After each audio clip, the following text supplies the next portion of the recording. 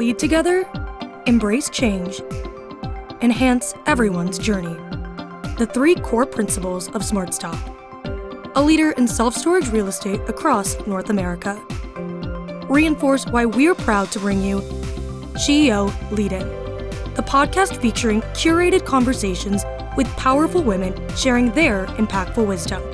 It's a self-knowledge, self-discovery, and self-preneurship audio storage vault created by and for women.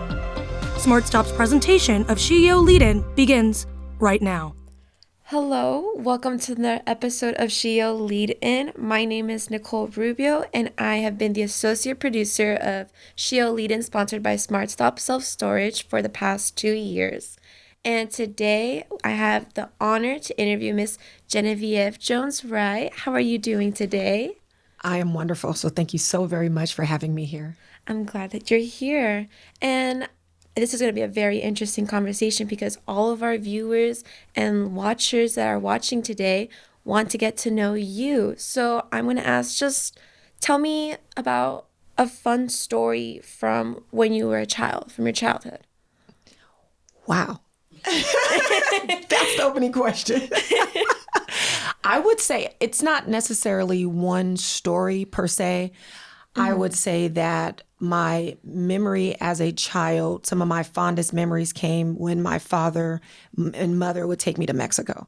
I just remember being a young girl and always traveling across the border. It was very different then. And so it was easier to kind of get across the border and come back over. So we would go over there and just enjoy the food mostly and to do a little bit of shopping. But that's one of my core memories as a child, and going to the beach. My family loves going to the beach, and growing up here in San Diego, those are some fun memories. Which is your favorite beach? Because I've heard there's like so many beaches here. I honestly can't choose a favorite in my opinion. You know, I actually don't have a favorite. I go to the different beaches for the different atmospheres depending on how I feel. But I love La Jolla Shores. I honestly love La Jolla. It's honestly beautiful, especially like the sunset and everything as well. Absolutely. So if you could describe yourself in one word, what word would you choose and why would you choose that word? I would say audacious. I've never used that word before to describe myself, but that's what just came up for me. I feel like I have a lot of audacity and boldness. And so audacious seems to be a fitting word. So as an attorney and as a public defender, if I'm correct, what is like a day in your life? Like, walk me through a day in your life. So I was a public defender here for 13 years. I'm no longer with the public defender's office, but I always say that I am a public defender at heart forever. So I still identify as a public defender. I run my own nonprofit. It's Community Advocates for Just Immoral Governance, or MOGO for short. And it's an impact litigation organization, which means that we sue the government in order to change policies and laws for the wider societal benefit. And my day is always different. So it can start, well, it always starts with me having a morning with my 3-year-old and getting her ready for school, which involves combing her hair and dressing her, of course, getting her breakfast, and then getting her to school. Once she is at school, hopefully I can make it to the gym and get on the Stairmaster if I'm being good. If not, then I'm on to my first appointment. And so the meetings look different day by day. We do a lot of community intakes. People call us when they have problems, when they've been harmed, or when there is some sort of violation of their rights. And I always say I never know what's going to come through the door. I may have court on any given day, but there is no day that is the same. Wow. Yeah. That's amazing, honestly. You mentioned your daughter. Tell me about her. Tell me how it's like to be a mom and also working at the same time. Yeah, so being a mom is awesome. I wasn't one of those little girls who dreamed of being a mom, although I knew I was going to be a mother. I always thought that I was going to adopt. And so I'm looking forward to that in the future as well. But Olive, that's her name. Her name is Olive May after my mother. She is everything that I could ever hope for in a little human. I literally prayed for her. I went through challenges. And so I did IVF to actually become the mother of Olive. And she is my biggest blessing. I will say that until the end of time. She's my double rainbow baby, and she is my boss. So I left the public defender's office to be my own boss, and then I became a mother, and now I'm not my own boss anymore. She is my boss. She's just amazing. She absolutely has changed my life. When you become a mother, you really start to think about legacy and stewardship.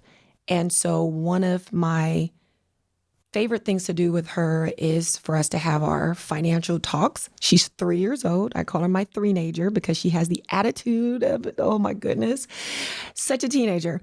But we sit down and we go over the money that's in her accounts and her certificates of deposit.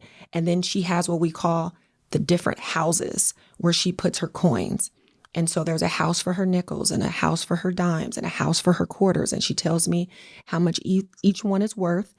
And we've been talking about the penny a lot because the penny may not be around anymore. I don't know if they're going to be valuable or not. But financial literacy is so important. And I really wanted to make sure that my daughter understands the importance of financial freedom and building wealth. And so she really made me think about that at another level and just really nailing that down for her and giving her that secure foundation. But being her mom has been my biggest honor. Yeah. Like starting this like journey, were there any obstacles in your path or anything that like prevented you from starting this journey, setting you back? I would say that for a lot of my life, because of where I grew up, people set limitations on me. And so I would say that that's an obstacle, which is why I engage in the work that I do. There were people who were considered family friends who had opinions about me because I did grow up in a single parent home, in low income housing, and they would make comments like, she's not going to make it through college. She's going to drop out. A lot of people didn't think I would ever make it to college, but here I am, not just a college graduate, but a law student who obviously graduated, took the bar, passed the bar, went back to school and got a Master of Laws, and now I'm an attorney.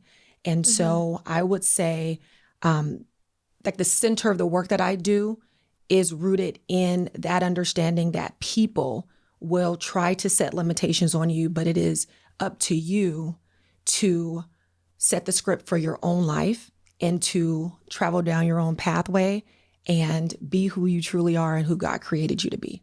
That's such a powerful message, honestly. And then, honestly, like, for example, like, for me, there was like a limitation. Since this is my first time being a guest host, for example, here, I was very nervous. I was on the way here, I was like struggling. I was like, oh my God, this is my first time. Like, I don't know what to think. I'm nervous about messing up. But reflecting on what you were saying earlier, honestly, it's like a sense of relief. And I didn't limit myself to this opportunity. And I actually wanted to try something new, since I'm always behind the scenes, usually as the associate producer. In your everyday life, since from what I'm hearing, you do have a lot on your plate, how do you like balance everything, like stress-wise, so you're not feeling overwhelmed or at any point in your day? Ashwagandha. And just practices that lower my cortisol levels. I have a very stress-inducing job. When you are an attorney who is initiating lawsuits on behalf of community members who have been harmed at the hands of government actors, that is a lot. And even as a public defender, knowing that someone could lose their life or their liberty, and I'm the person that stands between them and the government that's prosecuting them, that's a lot of stress. And so I try to implement daily practices where I am not being stressed, and I threw out that term life-work balance. I don't believe in balance. I think when we think about balance, we think about scales that are equal on both sides, and that's not true to what life is. And so once I threw out that entire notion about work-life balance and understood that sometimes I'm going to prioritize this over here more than prioritizing this over here, really helped me. There's times in our day where you have to give more in a certain area and less in another area. And I'm just good with flowing with that. And that's how I keep my peace. And that's how I stay centered and not stressed. So like ashwagandha is a little bit reminds me of like yoga, kind of like flowing. Do you do any of yoga, for example? Reminding me of ashwagandha a little bit right now. So it is a supplement that I take, and they have it in gummy form. But I pretend yoga. I am so not a yogi. I don't take a yoga class, but I'll look online and I know the poses. And, just the other day I was sitting in just a normal, regular, for me, sitting posture. And my friend goes, "That's a yoga pose." And I was like, "Oh, is this why I feel so good?" But yeah, anything we can do to just keep ourselves rooted, I'm all about it. No, yeah. Because my friend the other day, she was actually telling me about ashwagandha, and she was telling me how doing yoga and ashwagandha helps her like relax and like be more balanced so she's not feeling overwhelmed with like work, school, and everything going on in our lives. Since I know a lot of people do have a lot going on and they need to find a way to be centered, to be calm, and to not get overwhelmed with emotions or like with your inner thoughts. Now, before we continue this conversation, we're going to take a quick stop. Actually, we call it a smart stop here, and we're going to listen to a message from our amazing sponsor. SmartStop knows the winning connection is when we elevate success together. SmartStop Self Storage, a California company with nearly 200 properties and over 15 million square feet of rentable storage in the US and Canada, is committed to positively impacting the communities we serve on the national and local level. By aligning our core principles of leading together, embracing change, and enhancing everyone's journey with local initiatives. To learn more about our core values, our locations, and career opportunities, please visit us at smartstopselfstorage.com. Welcome back to this episode, and let's go back to the beginning. Entrepreneurship, your journey, your business, where did all this passion come from? Tell me how it all started for you. So I like to say that I'm a social entrepreneur because my bottom line with businesses that I build is not profits, but how can I make an impact on my community and invest in people? So it really is a people over profits model. And through that model, I've been able to build successful organizations like MOGO, which is my nonprofit that I talked about, but also my business of being a motivational speaker. And I like to say that I'm more than a motivational speaker because a lot of times when we hear motivational speakers, we get excited and we leave the conference or that room.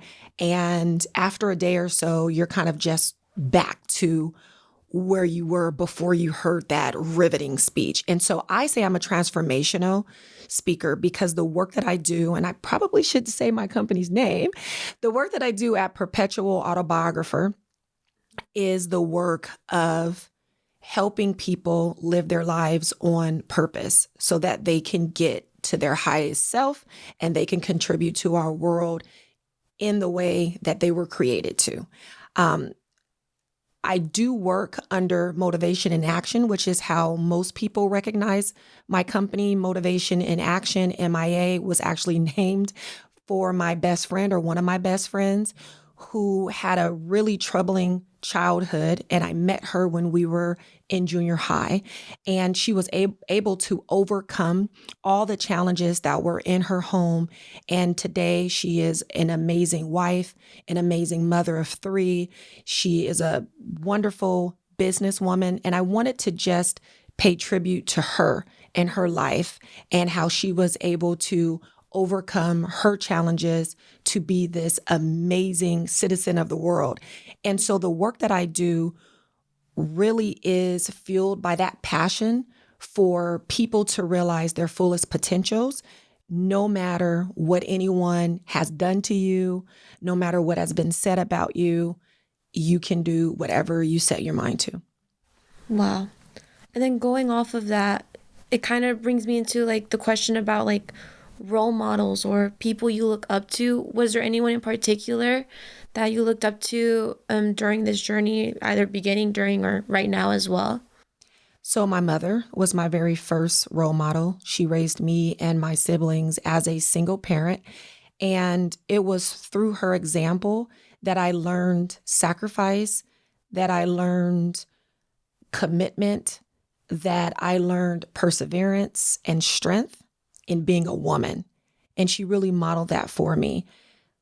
Thurgood Marshall, Justice Thurgood Marshall, was one of my earliest role models. I learned about him when I was about 8 or 9. I was in the 4th grade. And when I learned about him, I was inspired by his life story. And so I decided right then as a 4th grader that I was going to be just like Justice Marshall, and I was going to use the law as a tool to change our world. I didn't really know what that meant in my 4th grade mind. I had no clue what type of law I would practice. I just knew that seeing a lot of the injustices that I saw in my neighborhood and in my wider community, that I could use the law as a tool to make change. And my mother really fed that. And I always say that she nurtured that desire. So even though my mother at that time had not even graduated from high school, she later on got a GED. She really nurtured that dream in me and supported me. And even though she did not walk that pathway, she really guided me on my life's pathway to become the person that I am today, who can say, I'm an attorney, I'm a social entrepreneur. Wow. That's really inspiring. You mentioned the word legacy earlier. So what does legacy mean to you, like as a mom? For me as a mom, legacy is about giving Olive and my other children something that survives past me, that they can care for, that they can nurture, that they can maintain and grow and cultivate into something their own, building on what I've left them to contribute to this society. I've always wanted to build something that would outlast me, and that's where the work is rooted. So if I'm no longer the executive director of the nonprofit doesn't die because the work still lives on. And so how do we build institutions that outlast us? That's the legacy. The legacy is giving to the next generation enough to believe they have enough and are enough to build and contribute to our world. And so when I think about legacy, I think about the things that I'm instilling in Olive right now. And if I go into some of my very personal dreams, I have a vision for me purchasing land for her to do what she wants on her land. That's a part of legacy and legacy building that I'm thinking about. Wow, it's beautiful. And then a question I like to ask as well is, how do you measure success and failure in your life and in the business journey? So I'll start with failure. There is a very interesting way that humans perceive failure. If something doesn't go right, sometimes losing a job or not getting something that you really wanted can be looked at as a failure. I look at failures a completely different way. I think at all of those challenges and obstacles, the things that seem like they're breaking us are a part of your life's journey that you have to experience in order to get to where you need to go. So I don't view those things as failures. I think that the only failure is when you don't get back on the saddle, when you completely give up on your dreams, when you are just throwing in the towel and you stay in a sea of despair. Success for me is being who I'm called to be, doing things my way, and being authentic. A lot of times, especially for people of color and especially women, we have to engage in a type of code switching or some kind of way that we're fitting in. And I believe that success is living life on your own terms and speaking how you speak and being comfortable in your own skin, dressing how you want to dress, and just being who you are, being free to be who you are is success to me. Mm-hmm. And then going off of your response to my questions, what are some lessons that you've learned that you would like to share with our listeners and viewers today that you've learned throughout life or in the business journey or as a child, if you could? I learned early on in life that people will try to define you. And if you give them the power, they will script your future. And so the work that I do at Perpetual Autobiographer is helping people reject the script that other people have written for them and to help them reclaim authorship of their lives. One thing that I learned very, very early on is that people will put labels on you. They will categorize you. They will limit you. They will tell you what you can and you can't do, and they'll try to put you in a box. And it can be based on the most idiotic things, right? The color of your eyes, the color of your skin, where you grew up, how much money you make. And it is really important for us to take agency over our lives. And so that is the work that I do. And that is the message I would want to give to someone as a life lesson that I've learned is never let anyone else write your story.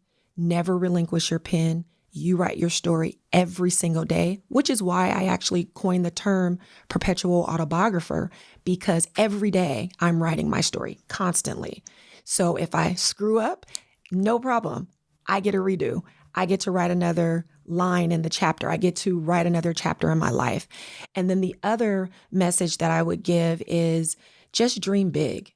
Do not limit yourself and don't limit God, because there is literally no limitations to God. And you were created for a purpose. There's only one you. And if you don't live out your purpose, that purpose is never going to be fulfilled. Those are a very strong message too. So the name of our show is SheEO. What does that mean to you? So first of all, I love the name of this show. I am a total SheEO. I'm the CEO of my own company, and I love being a woman boss. I love it. There's nothing like being a woman and a boss. And so with SheEO, I feel that it is a very empowering term because it recognizes that women can and should lead, and we do lead. We head corporations. We found our own businesses. We make impact. And despite what's happening in the world with wage gaps and other issues that women deal with in the corporate world or wherever else, SheEOs show every single day that women make things happen, that women make impact, and that women are business owners. And we contribute to the financial landscape and foundations of our society, and we still make the home run. And so women belong everywhere, and we definitely belong in the house, the White House. And then I just have one more question, honestly, that's been raining on me. What's next for you? Do you have anything planned for the future? Any goals that are going to happen? Well, I just got the trademark accepted, and I own the trademark of Perpetual Autobiographer. So you all are the first to hear that. So I'm excited to be planning a celebration and the launch and branding. Yes, so that is something I'm excited about. And because I have my hands everywhere, there's always something new on the horizon. I am very blessed and fortunate to be a co-founder of a PAC, which is a political action committee that is all about supporting Black women who are seeking political office. And so we have a bunch of things on the horizon with that.